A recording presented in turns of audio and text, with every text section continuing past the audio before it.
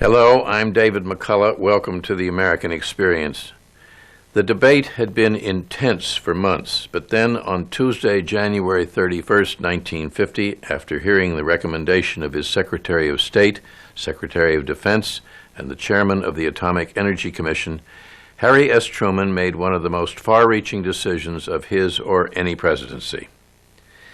As the world learned that same day, the United States was to proceed with, quote, work on all forms of atomic weapons, including the so-called hydrogen or superbomb, unquote.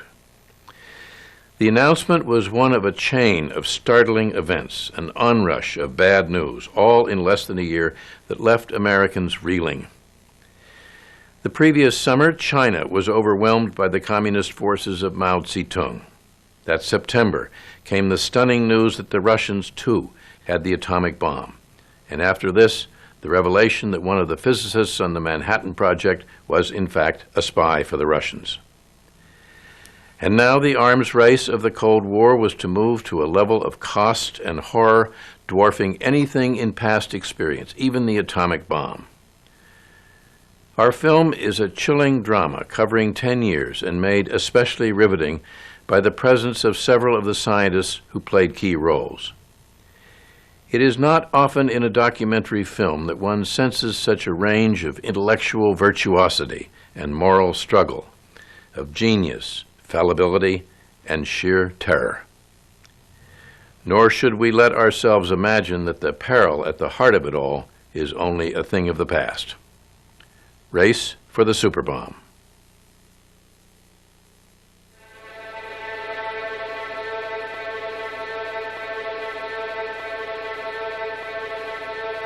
It is still an unending source of surprise to me to see how a few scribbles on a blackboard could change the course of human affairs.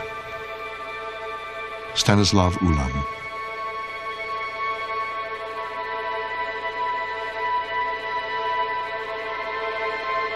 August 1945. At an American air base in the Pacific, scientists from Los Alamos, a secret weapons lab, watched closely as an intricate new device disappeared into the hold of a B-29.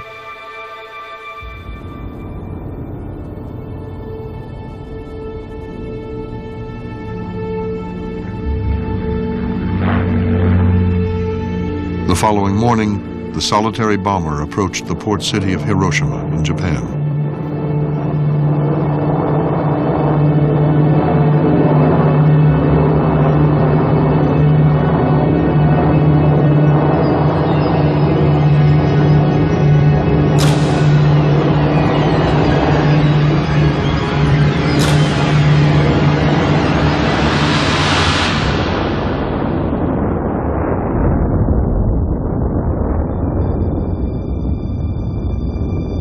Three days later, a second atomic bomb destroyed Nagasaki. In Los Alamos, on the whole, it was pure joy. We succeeded. The first impact was, that's beautiful. We have won the war and we have ended the war.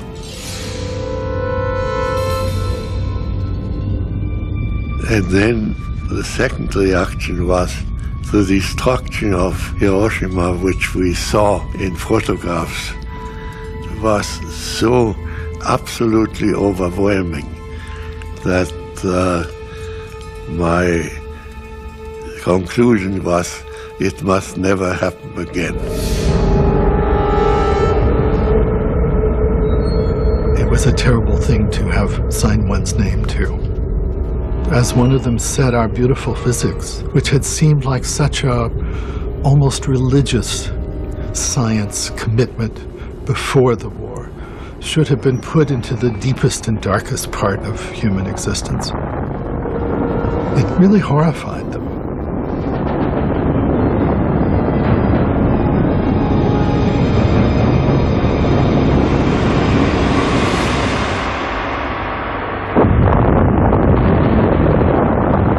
Before long, scientists in the United States and the Soviet Union would begin a frantic race to build an even more terrible weapon. the hydrogen bomb, a weapon of virtually unlimited power.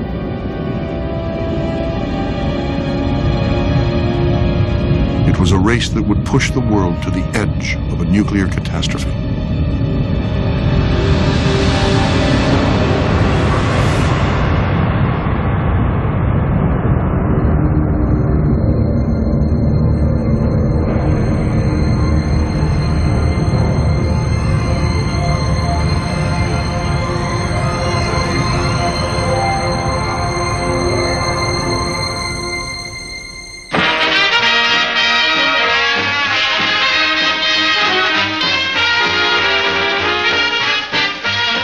In the fall of 1945, the troops were coming home.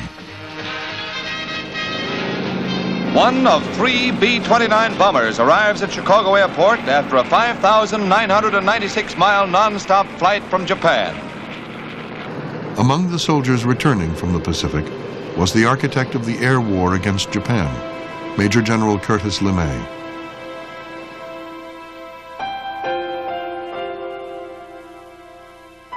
When he saw his native Midwest, LeMay was amazed by the difference between the bomb-blackened ruins of our enemy's cities and the peaceful Ohio landscape, untouched and unmarred by war.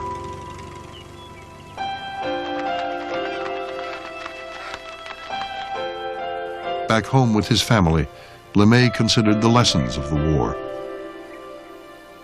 "If you love America," he said in a speech a few weeks later, "do everything you can to make sure that what happened to Germany and Japan will never happen to our country."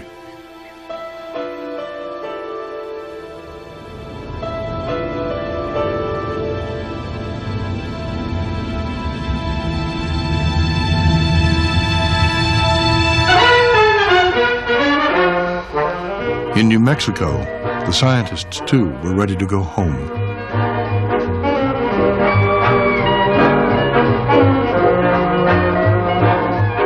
As he prepared to leave Los Alamos, the lab's director, Robert Oppenheimer, addressed his colleagues. "When you come right down to it, the reason that we did this job is because it was an organic necessity. If you are a scientist, you cannot stop such a thing."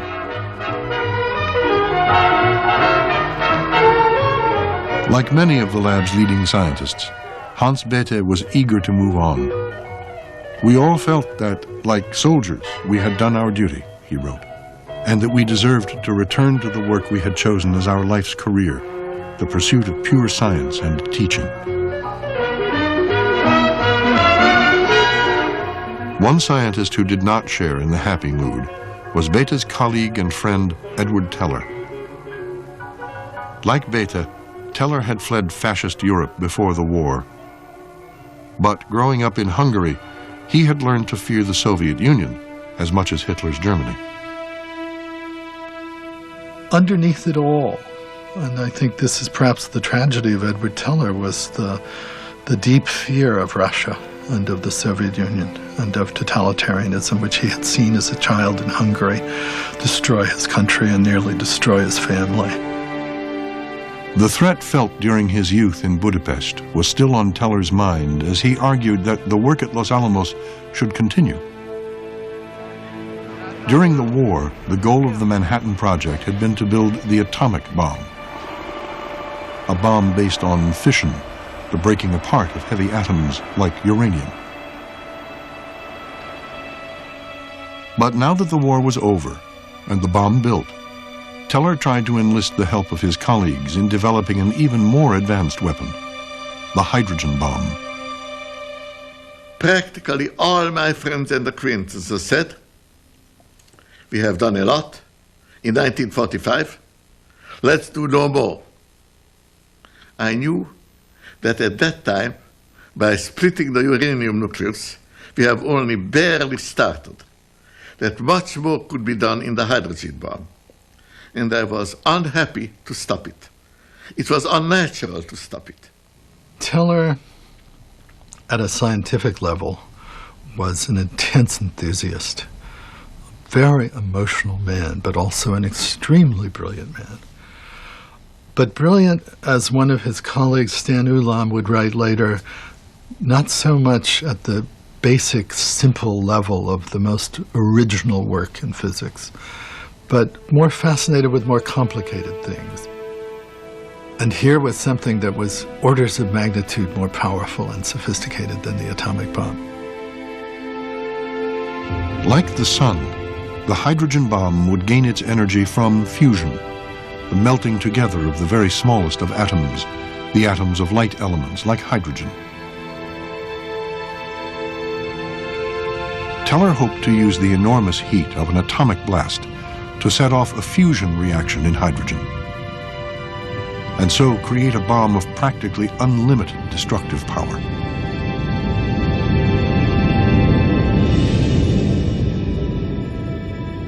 In the spring of 1946, Los Alamos organized a conference to take a closer look at the super, as Teller's idea had come to be known. The Super Conference was called at Los Alamos in April of 1946, basically in the spirit of putting away your fur coat in mothballs. They had done a certain amount of work. Everyone was leaving. Let's get it all down on paper so we can set it away, and this is where we are. At this point, there'll be a record. Where they were was what has been called the super. Teller called it the super, a superbomb, which was essentially a pipe filled with liquid deuterium, which is a kind of hydrogen, with an atomic bomb screwed to one end. The idea was that the bomb would heat the deuterium hot enough to start thermonuclear burning, a fusion reaction. And the burning would proceed up the pipe, and you would have a big explosion. It was presumably more complicated than that, but that basically was the design. Among the scientists attending the conference was physicist Klaus Fuchs. He, too, a refugee from Nazi Germany who had worked on the Manhattan Project. Fuchs proposed a complicated new scheme to improve Teller's design. For several days, the scientists debated the super, but no one knew whether the hydrogen bomb would work. Like most of the lab's leading scientists, Teller soon left Los Alamos for an academic appointment, and Fuchs returned to Europe to help develop nuclear weapons in England. The future of Los Alamos looked uncertain. "Give the place back to the Indians," joked Oppenheimer.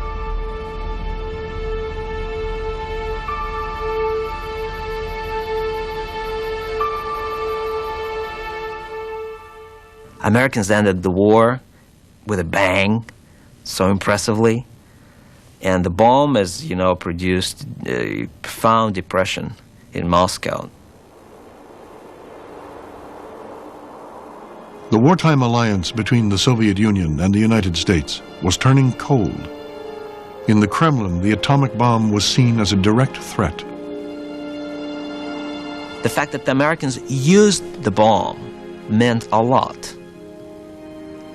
That meant that they were ready to use it again, perhaps against another enemy, against another target.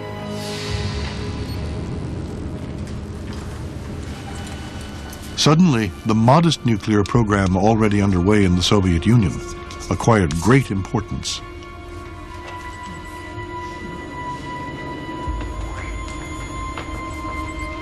In August 1945, in fact, 2 weeks to the day after Hiroshima, Stalin signs a decree which turns it into a crash program, laying the basis for a program to build a Soviet bomb as soon as possible.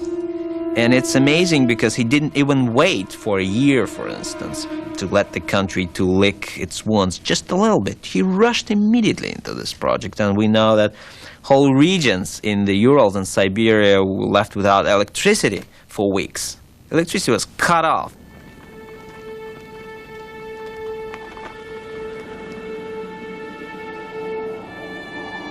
To take resources for the atomic project meant to leave people starving. And that's what Stalin did.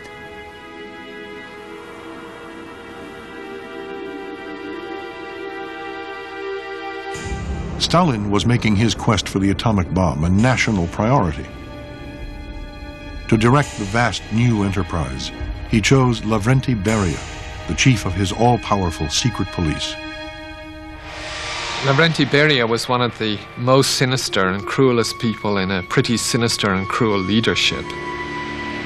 By virtue of his control or place in the police apparatus, he had more effective instruments in his hands for extracting resources from the economy than anyone else. One, of course, is to make great use of prison labor. So you have tens of thousands of people involved in construction work and in mining who are prisoners of the Gulag. It was a classic example of what the Soviet state could do quite well, which was to focus on certain very high priorities and channel resources into those, and at the same time to neglect the welfare of the mass of the population. To save time, Beria ordered his scientists to build an exact copy of the American atomic bomb. They followed plans supplied by several spies working inside Los Alamos. As it turned out, the spy who provided the most useful information was Klaus Fuchs. In 1948, meeting his Soviet contact in a London pub, Fuchs also passed on a detailed description of Teller's idea for the Super. But Fuchs didn't know if the Americans were actually building an H-bomb. In Moscow, Igor Kurchatov, Beria's chief scientist, was sufficiently alarmed to form a new team. Kurchatov brings in people who have not been involved in the atomic project. And he turns to Igor Tamm, a very well-known physicist. Tom quickly assembled a group of his most promising students, including Andrei Sakharov. Twice before, Sakharov had turned down offers to join the nuclear program. But the third time, Sakharov later commented, "Nobody bothered to ask my consent." In a matter of months, Sakharov developed a new idea for the hydrogen bomb. Sakharov comes up with an idea for a different kind of design for a thermonuclear bomb. It's the so-called layer cake, or sloika in Russian. So Sakharov came up with the idea for what was called the layer cake. Essentially, he proposed taking a layer of one element.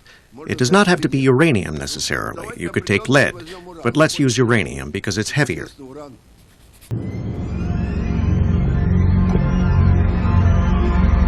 Everyone was impressed with Sakharov's new design. But before they could hope to build the layer cake, Soviet scientists had to finish their atomic bomb. In the Ural Mountains, the first industrial-scale reactor was about to start producing plutonium.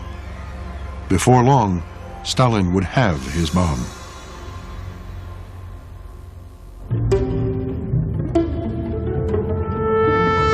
By the summer of 1948, the United States and the Soviet Union, allies just 3 years before, appeared headed for war.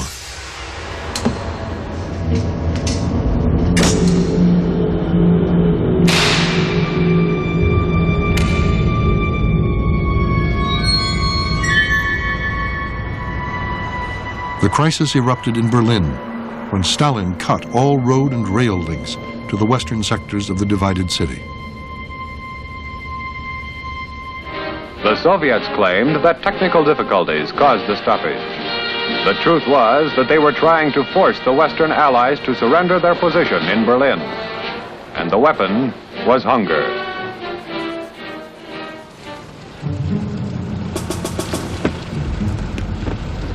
For more than 8 months, the Allies supplied the city from the air. The standoff in Berlin pushed the U.S. military to get ready to fight a new enemy. In the fall of 1948, Curtis LeMay was put in charge of SAC, the Strategic Air Command, with orders to shape up the Air Force unit responsible for atomic attack. The 22nd, when I first went to it, was a hodgepodge of people and airplanes. We could hardly keep the airplanes in commission. A lot of my people were untrained. They had been assigned to the outfit, but they'd never been in a B-29 before. And by the time I left it 3 years later, it was a was a going Jesse. LeMay believed that in the nuclear age, strategic bombing alone would be decisive. There must be no ceiling, no boundaries, no limits to our air power, he declared. The Air Force must be allowed to develop unhindered and unchained. He has such a reputation for being an iron ass, a tough, hard, thoughtless man. And if you really knew him, you knew that he was inside, he was a real softy. He loved the guys that worked for him and flew for him. He suffered deeply when they didn't come back from missions. And he knew that incompetence is what killed people. My goal, LeMay stated, was to build a force so professional, so strong, so powerful that we would not have to fight. In other words, we had to build a deterrent force, and it had to be good.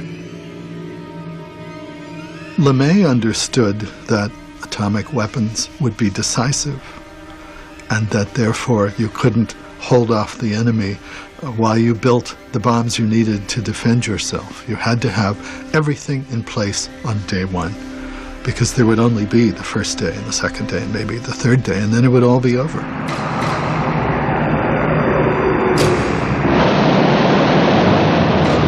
By 1949, LeMay's first war plan was ready. It called for attacks on 70 Soviet cities, using 133 atomic bombs during the first few days of war. The concept was dubbed killing a nation. It's a truism of people who really understand violence, that you hit the enemy with everything you've got, whether you're in a fist fight or whether you're in a war. And you hit them up front, and you take them out with overwhelming force before they have a chance to get you. All those basic principles of violence were multiplied 1,000,000 times over by the fact of nuclear weapons, the fact that one bomb could essentially destroy a city and 50 bombs a country. Under those circumstances, you only had one punch, you only had one chance. But President Harry Truman was skeptical. This isn't just another weapon, not just another bomb, he said. People make a mistake when they talk about it that way. We will never use it again if we can possibly help it. But, added the president, I know the Russians would use it if they had it.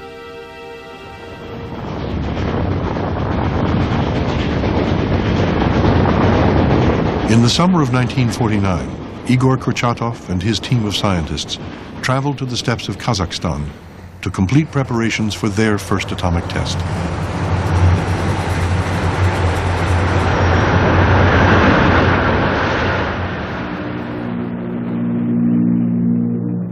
A few weeks later, a specially equipped U.S. weather plane flying off the coast of Siberia brought back alarming evidence.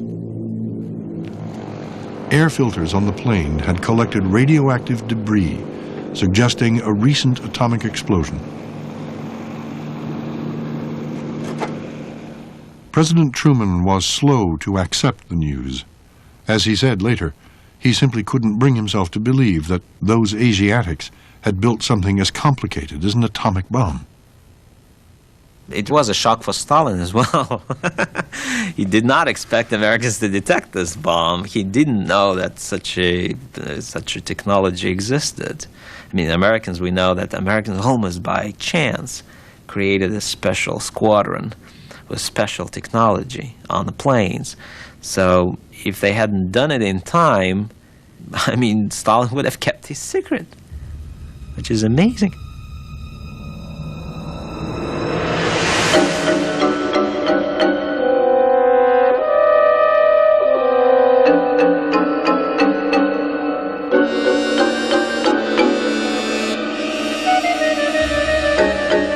The explosion of the atomic bomb really meant that the United States lost its monopoly, and that was a very important turning point for foreign policy, but also in the sense of American vulnerability. Citizens began to think that they too could be attacked by an atomic bomb. On the one hand, it was, well, we knew this was going to happen. It was just a matter of time. On the other hand, there was this terror that, well, now the big enemy, the big powerful enemy, now has the same weapons that we have. Now we really have to think about the possibility of war. Without warning, you are startled by an intense flash of light. You have seconds before the shock wave will hit you, before the debris starts flying. Hit the dirt. Get behind the nearest and best shelter. A ditch, a depression of any kind, but get down. For the first time, Americans could imagine being the target of a nuclear attack. Duck and cover.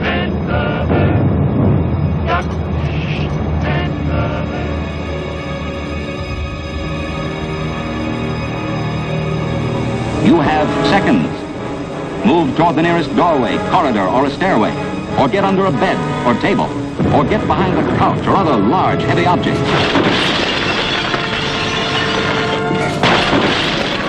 There was public outcry, political outcry to do something. Are you all right, Mother? It wasn't clear what, but there was definitely public pressure for Truman to do something, to act. Civil Defense Bulletin. This city has just undergone a surprise atomic attack. This was an airburst. Check for fires. And there were some of us even advocated that we should go to Russia and just bomb them. Just keep doing it to keep them from developing anything. A Pentagon report predicted that the Soviet Union would build an atomic stockpile large enough to attack the United States. They may attack at the earliest opportune moment, the report warned. We began to see that there could be many hundreds, even several thousands of these weapons, and that they could be delivered in ways that would absolutely devastate a targeted country. In Washington, behind closed doors, the administration reviewed its options. What could be done to stay ahead of the Russians? On Capitol Hill, Teller's plea for the hydrogen bomb suddenly gained support. When the proposal reached the White House, it was the first time Truman ever heard of the super. In 1949, the question occurred, shall we go ahead with it? And at that time, only a limited number of excellent people were asked. And those unanimously said, no more. I was the only one who said, it can be done, it should be done. Teller was convinced that we must make the hydrogen bomb. I was skeptical from the beginning, and in the course of conversations with other friends, I became convinced that it was a bad idea. The administration turned to senior scientists for advice. In late October, a committee, led by Robert Oppenheimer, took up the issue of Teller's super. After 2 days of intense debate, the scientists' conclusion was unanimous. Out of that meeting came a recommendation basically saying, we don't think it's a good idea to rush into a hydrogen bomb. We're not sure we know how to make one. Let's instead increase and accelerate our production of atomic bombs to make sure that we have a sufficient armament and deterrent now that the Soviets have broken our monopoly. Two of the committee's most prominent physicists, Isidore Rabi and Enrico Fermi, went even further. Mindful of the devastation seen in Hiroshima, they condemned the very idea of the super. It is clear that the use of such a weapon cannot be justified on any ethical ground, they wrote. The fact that no limits exist to the destructiveness of this weapon makes its very existence and the knowledge of its construction a danger to humanity as a whole. It is necessarily an evil thing considered in any light. It used the word genocide, a new word, only 5 years old at that time. That particularly incensed Teller. Here are these people who had built an atomic bomb, who'd used it to destroy 2 Japanese cities, calling his weapon a genocidal weapon. I believe that having argued for the hydrogen bomb in 1949 at an important juncture helped keep the world safe. I'm proud of it. Through the fall, the pressure on Truman was increasing. If we let the Russians get the super first, warned a prominent congressman, catastrophe becomes all but certain. The United States would be in an intolerable position, insisted the Joint Chiefs of Staff, if a possible enemy possessed the bomb and the United States did not. In January 1950, President Truman announced his decision. In the end, he goes ahead and does it simply on the grounds that whatever agonies may be involved in building this weapon, there would be worse agonies if the Russians got it and we didn't have it.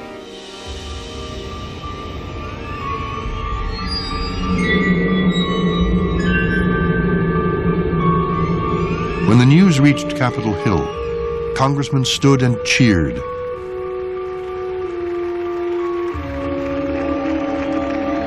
In Moscow, the Soviet leadership responded at once.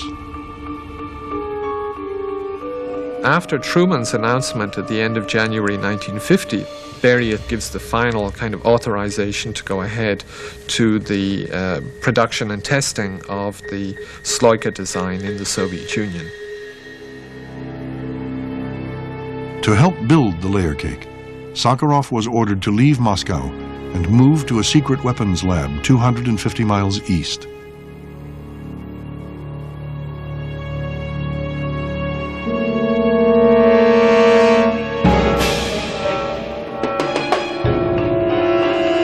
At Los Alamos, the scientists switched to a wartime schedule, a 6-day work week.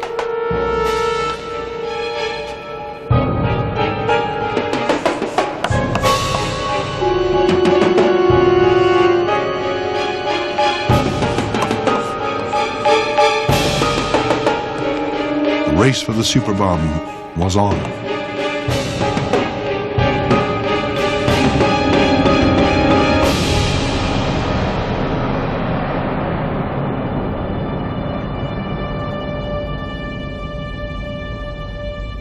Just 2 days after Truman's decision, the H-bomb was back in the headlines.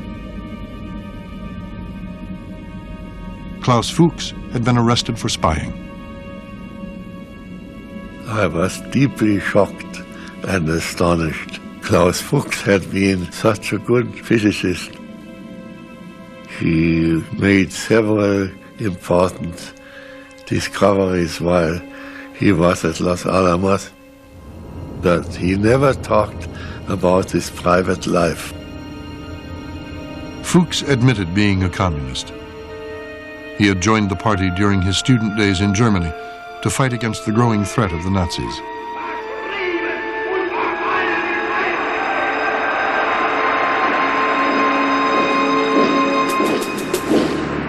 Fuchs and his family had worked helping Jews escape Nazi Germany. Fuchs's sister had committed suicide by jumping in front of a train when she was being chased by the Gestapo.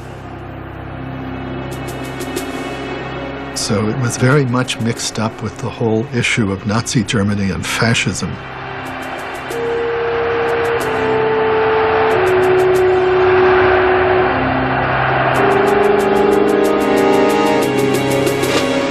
In London, Fuchs was convicted in a trial that lasted less than 2 hours. The British government was reluctant to call witnesses who would reveal the full extent of the damage. That simply added further weight and a terrible sense of dread to the whole dilemma of what to do about the Soviet atomic bomb, because now we knew that they knew what we knew about how you build a hydrogen bomb. At Los Alamos, the crash program was making little progress.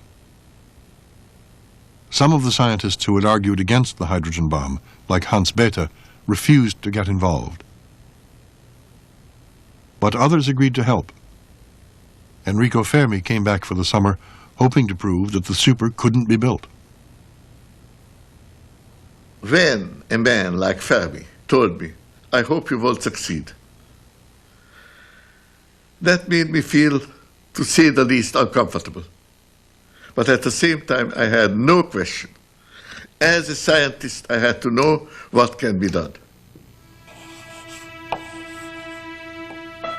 It had always been a clear necessity with the hydrogen bomb to calculate the progress of the explosion, because if you didn't have a kind of a paper version of what was going to happen, and you tested a design and it was a dud, you wouldn't know whether it was wrong because your design was wrong, or whether it was wrong because there was no way to make this happen anyway. So they had to simulate it on paper. The first breakthrough came when Stanislav Ulam, a Polish-born mathematician, developed a method to simplify the enormously complex calculation. He and Fermi would finally be able to figure out whether Teller's idea for the Super would work. In those days, computers were mostly young women who would take a problem and fill in a spreadsheet with one number after the other using hand-cranked Marchant or Frieden calculators. And that's how it was with the calculations that Fermi and Stan Ulam were doing. Fermi would look at the data, and he and Stan Ulam would talk for a few minutes, and then they would think further, and at the end of the day they would have another case or two to calculate. All of the calculations were showing that the existing ideas about how you would introduce the energy led to a situation in which it fizzled, and not just marginally so, but it never got started at all. Although if you're optimistic, you can hope that the calculations aren't right, something will save you, and I think that Edward Teller was decidedly optimistic for a long time. In Princeton, the mathematician John von Neumann was trying to run the same set of calculations on a prototype digital computer. Von Neumann, an old friend of Teller's, soon confirmed Ulam's results.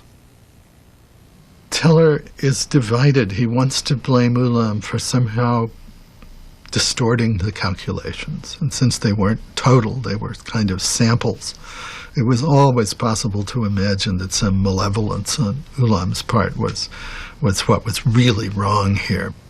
But of course there was the computer back in Princeton spitting out the same numbers. They cast doubt on a scheme. They did not do more.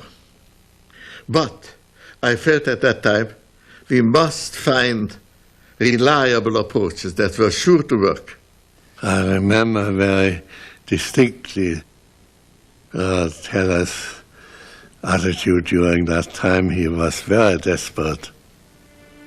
It seemed to most people that Teller's original idea of making a hydrogen bomb would not work.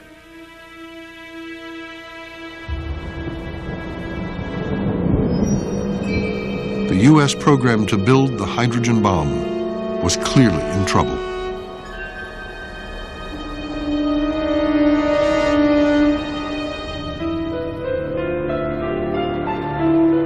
At the Soviet weapons lab, the program to build Sakharov's layer cake was making progress.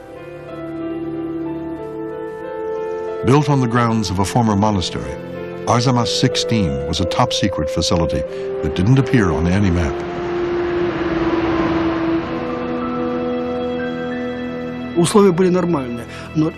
The conditions were fine, but what struck me as very unpleasant, and what weighed heavily on me for the first year, was the realization that we were not allowed to leave the place, even for a vacation. So even during my vacations, I couldn't visit my parents and relatives, you see. That was a heavy burden, and it simply tormented me at first.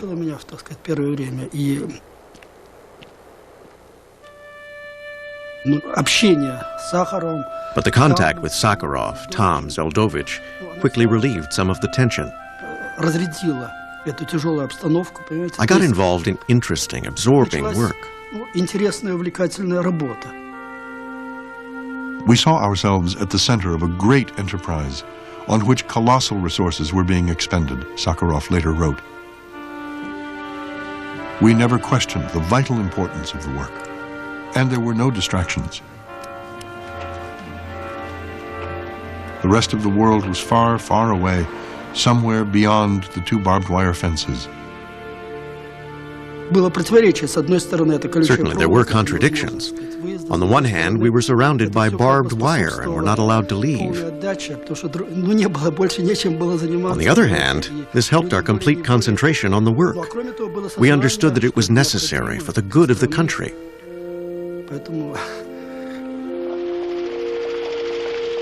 They sacrificed their health and their lives themselves.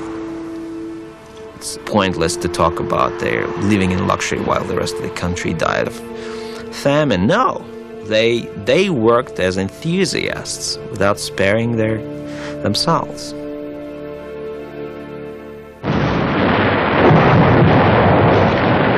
On June 25, 1950, North Korean forces, with Stalin's tacit support, launched an all-out attack against South Korea.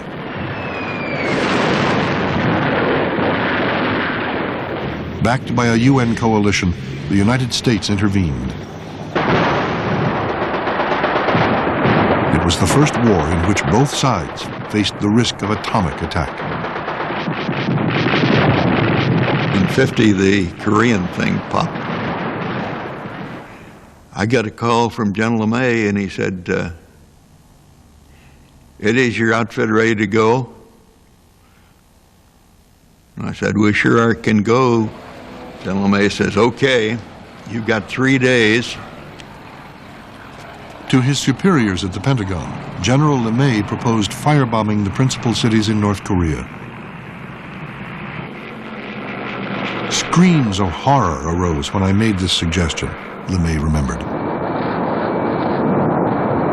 The Truman administration chose a more limited approach. We were flying out of Kadena Air Base in Okinawa. We bombed around the Pusan perimeter.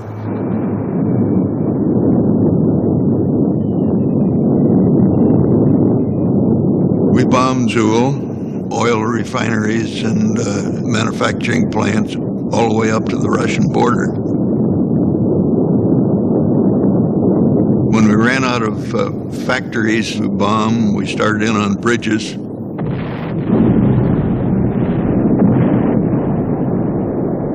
We bombed everything in North Korea that was worth bombing. By the fall of 1950, the communist forces were in full retreat. It seemed like the war was over, and we were on the way home when we got word that the Chinese volunteers, in quotes, had come across the river and were joining the fight. The Chinese intervention caught the Allies by surprise. United Nations troops are obliged to fall back on all fronts in the face of attacks by Chinese Reds, estimated to number 500,000.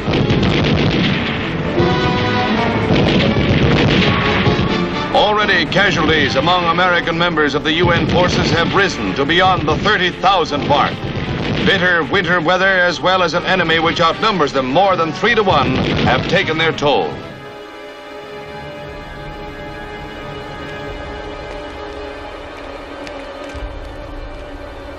Many Americans were very angry, saying, you know, we've got these bombs, why don't we use them again? We used them in World War II and they worked and they ended the war. Why don't we use them now and save American lives and put an end to this conflict? In the fall of 1950, when I was serving with the Joint Advanced Study Committee, we actually studied what might be done with the use of nuclear weapons in Korea.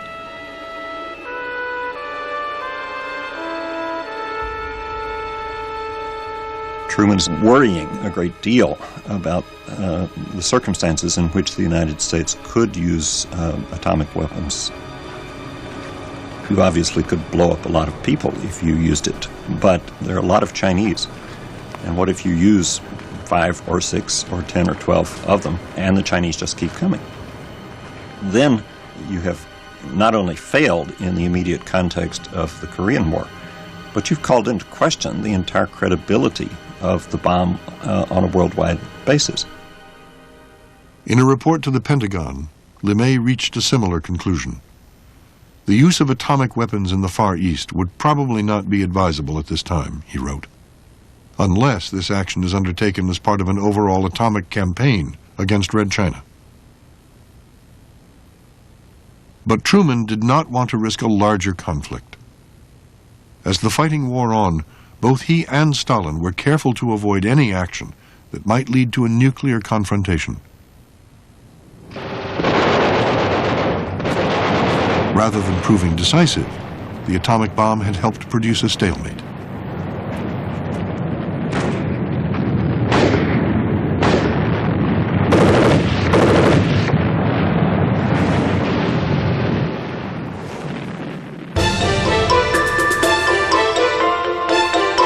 In the Pacific, scientists from Los Alamos were preparing to conduct an experiment.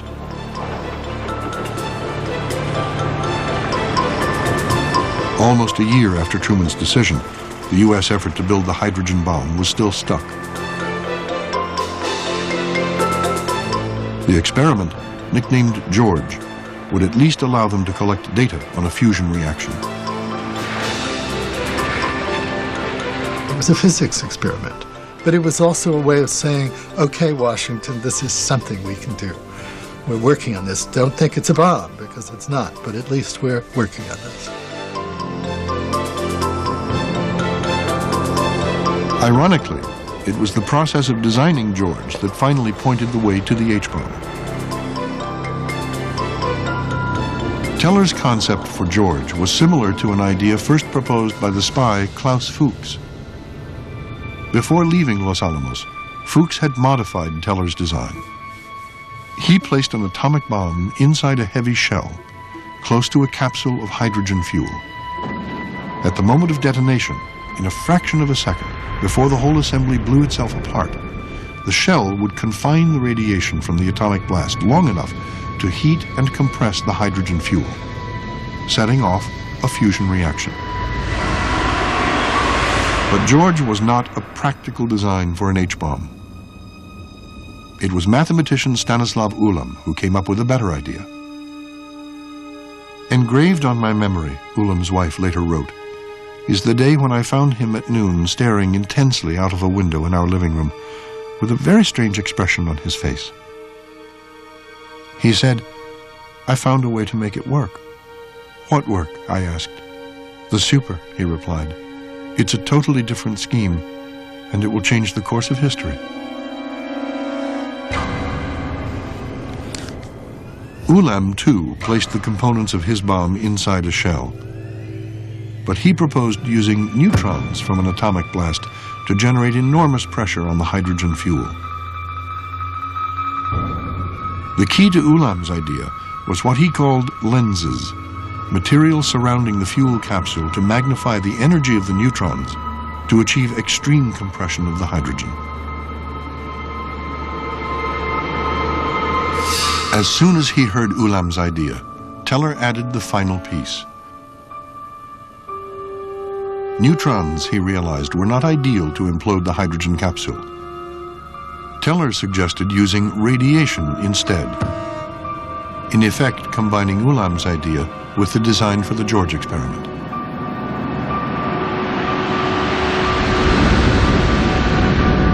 I had this vivid memory of Teller going to blackboard and just, with a few strokes, drawing a cartoon that was, this is how you make a hydrogen bomb. And I remember either at the time or that evening, getting the little bit of the shivers because I realized that was it. I think I found the right solution, which then was so clear that when I managed to explain it, to any of the advanced people, they agreed.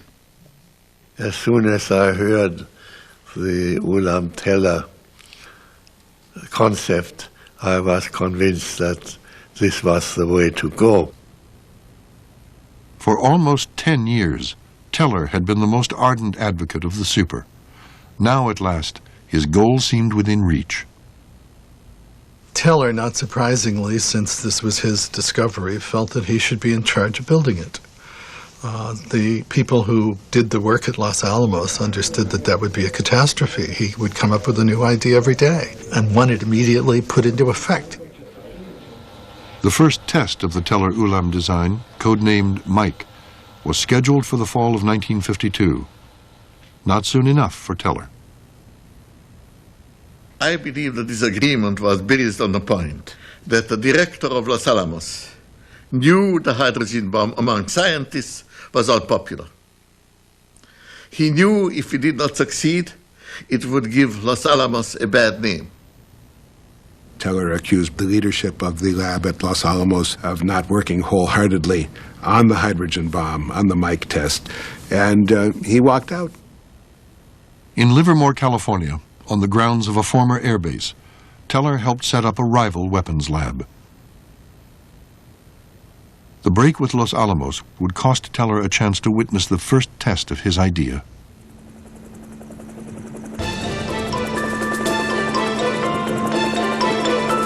In the Pacific, the construction of Mike was underway. Documented in a classified government film. 21 feet high, 80 inches in diameter, and weighing some 80 tons. Mike was not a weapon. It was far removed from anything resembling one. Mike was purely and simply a laboratory-type experiment. It had 300 or 400 kilograms of liquid deuterium in a big tank, and it had to be kept cooled down to minus whatever, close to absolute zero. It was this immense and very exuberant engineering project. Mike was surrounded by a battery of diagnostic devices to record the explosion. A plywood tunnel packed with helium balloons stretched 9,000 feet to a neighboring island. Through the helium, gamma rays and neutrons would streak towards instruments set up to record the beginning of thermonuclear fusion. From a control room near Mike, television cameras relayed images of the dials and gauges to the command ship 30 miles south of Ground Zero. This is the first full-scale test of a hydrogen device. If the reaction goes, we're in the thermonuclear era.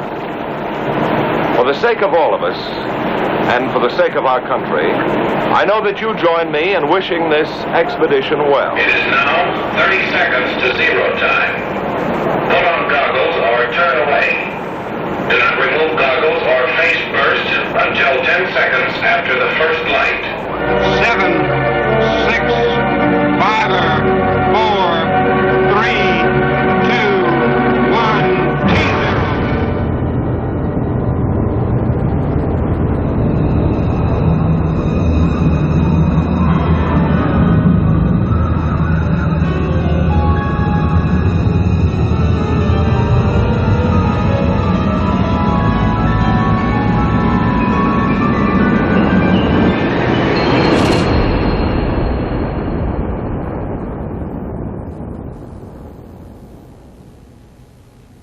Back in California, Edward Teller waited to see if Mike was successful.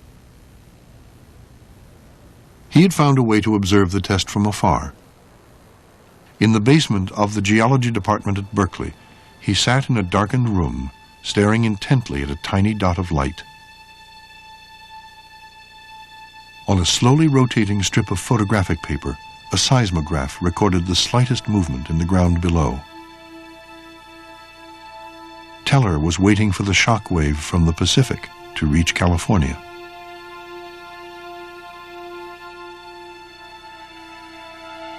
At exactly the scheduled time, I saw the light point move, Teller remembered. It moved so slightly that I was not sure whether I just thought it moved or whether it actually had moved. So I stayed around for another 10 minutes, lest I missed the real event. And then I took the whole film and had it developed. There was the signal, just as predicted. I knew it was a success, and I at once wired to a friend a coded message where I have invented the code. The total message was, "It's a boy." When that hell bomb falls, when that hell bomb falls, they'll be screaming, dying, praying when that hell bomb falls. Charlie 1, this is Red Leader. Request steer to Dog 2. Over. 2 hours after the mic test, Red Leader approached the mushroom cloud. When the plane entered the stem of the cloud at 42,000 feet, the radioactivity was so intense that the pilot quickly turned back. Near the test site, a survey team set out to take a look at Ground Zero. 2-6 approaching Ground Zero. All test islands seem to be swept clean. Lab is completely calm. Nothing there but water and what appears to be a deep crater.